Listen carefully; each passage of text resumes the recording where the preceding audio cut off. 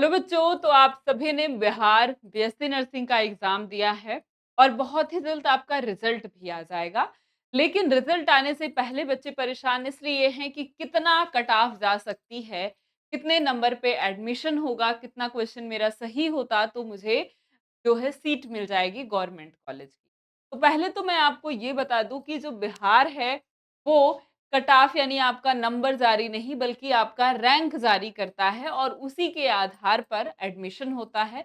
हर category की rank जारी होती है और साथ में ओवरऑल रैंक भी आपकी जारी होती है। उसी के आधार पर आपका एडमिशन होता है और बिहार में एडमिशन लेना बहुत कम कॉलेज है बिहार में। लगभग 550 के आसपास गवर्नमेंट कॉलेज हैं। 6360 आस के आसपास ये यही हम एग्जैक्ट कह सकते हैं प्राइवेट कॉलेज है।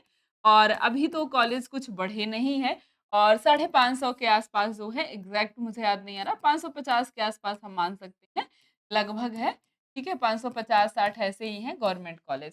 ठीक है, गवर्नमेंट कॉलेज में सीट है, ये ओनली सीट है नॉट कॉलेज है।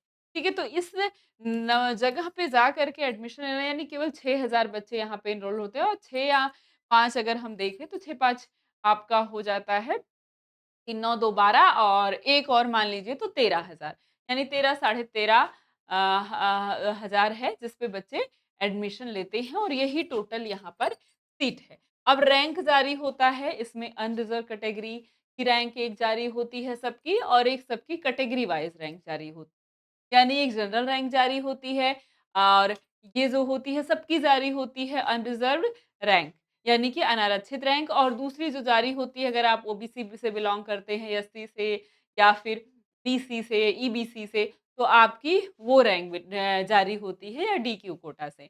तो अगर हम एनालिसिस करें रैंक रैंक का पिछले सालों में देखें कि कैसे एडमिशन होता है, तो जो है पिछले सालों का तो मैं आपको दिखा दे रही हूँ लेकिन फ़ोकस हमें करना है 2026 के रैंक पर क्योंकि पिछले साल का रैंक आपको भूल जाना है, बहुत याद नहीं रखना है। लेकिन हाँ, हम कह सकते हैं कि उसी आधार पर आपका रिज़ल्ट आएगा क्योंकि जिस तरीके से पेपर प्रीवियस ईयर में आते रहे हैं, उसी तरीके के पेपर इस साल भी आए हैं। ऐसा नहीं है कि पेपर का जो फ़ॉर्मूला था वो बहुत ज़्यादा चेंज हो गया या बहुत टफ पेपर आ गया।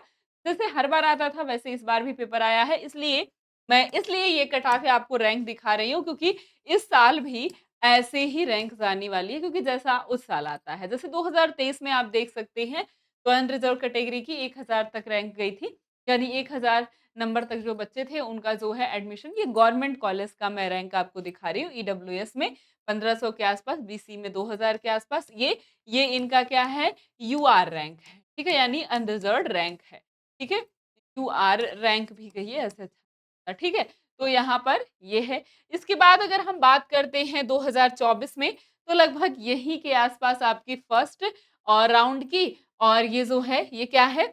ये इनकी कैटेगरी रैंक है, ठीक है? ये इनकी क्या है? ये इनकी कैटेगरी रैंक है। इसकी कैटेगरी रैंक क्यों नहीं लिखा? क्योंकि अनरिज़र्व्ड की एक ही कैटेगरी है, अनरिज़र्व्ड कैटेगरी और बीसी में एक तो अनरिज़र्व्ड हो गई, एक बीसी कैटेगरी हो गई, ठीक है? और ये क्या है? ये यूआर रैंक है यानी अनरिज़र्व्ड रैंक है।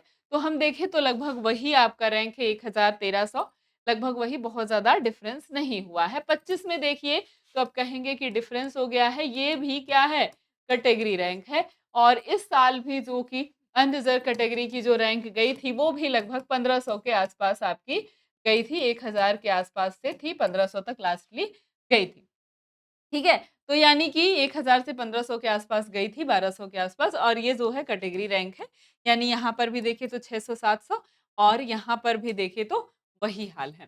ठीक है? तो लगभग यही आपकी जो है रैंक जाती है और बिल्कुल इसी आधार पर आपका एडमिशन होता है। इस बार अगर हम पेपर की बात करें, तो बच्चों ने ये बताया कि जो फिज़िक्स का पेपर है, वो थोड़ा-सा टफ हुआ है।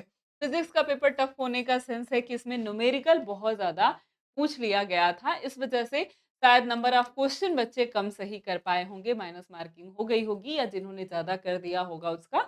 तो इस वजह से हम थोड़ा-सा कह सकते हैं लो हो सकता है यानी कट ऑफ जो है लो हो जाएगी और इसके बाद जो आपका सिलेक्शन होगा, वो तो रैंक पे ही होगा। तो इसमें रैंक पे बहुत ज़्यादा फ़र्क नहीं पड़ता है, फ़र्क पड़ता है कट ऑफ पर।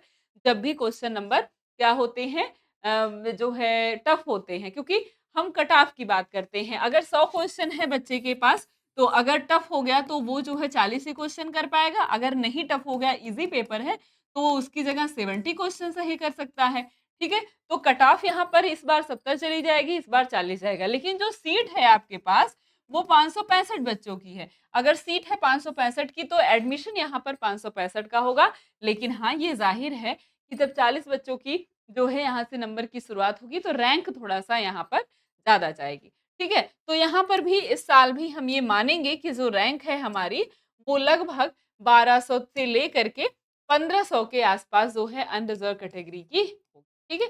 कितना 1200 के आसपास से लेकर के 1500 के आसपास तक जो है अनरिज़र्व कैटेगरी की होगी और उसी तरीके से आप अदर कैटेगरी की भी मान सकते हैं, यही रैंक थोड़ा-सा बढ़ती-बढ़ती चली जाएगी, है कि नहीं? यही अब यहाँ पर शुरुआत हो जाएगी 1500 से लेकर के 1800, 1900 तक इनकी जो है रैंक जाएगी क्योंकि रैंक हाई जाएगी तब तो पीछे वाले बच्चों का एडमिशन होगा 1900 नंबर तक ये जो है ओबीसी वाले बच्चे हैं जिनका एडमिशन होता है और उसके बाद ईडब्ल्यूएस का नंबर आता है उसमें थोड़ी सी रैंक और हाई जाती है ईबीसी है ईडब्ल्यूएस है और ये कैटेगरी रैंक है कैटेगरी रैंक कम होती चली जाती है ठीक है तो इस बात का ध्यान रखना है तो लगभग जिन्होंने थोड़ा सा भी सही पेपर किया होगा तो उसका सिलेक्शन अगर गवर्नमेंट में नहीं तो प्राइवेट में हो सकता है ठीक है? और अगर आपके पास कम समय था, सिलेक्शन नहीं हो पाया, कोई बात नहीं अगर आप दोबारा से तैयारी करना चाहते हैं तो अपने आप को दीजिए अगर आपने इस साल 12th दिया था।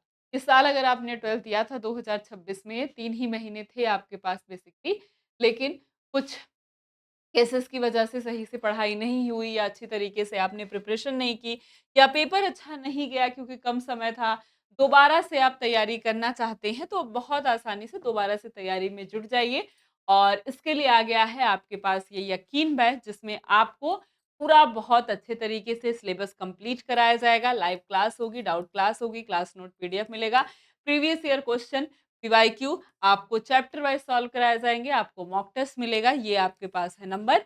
इस नंबर पे कॉल करके आप सारी जानकारी ले सकते हैं।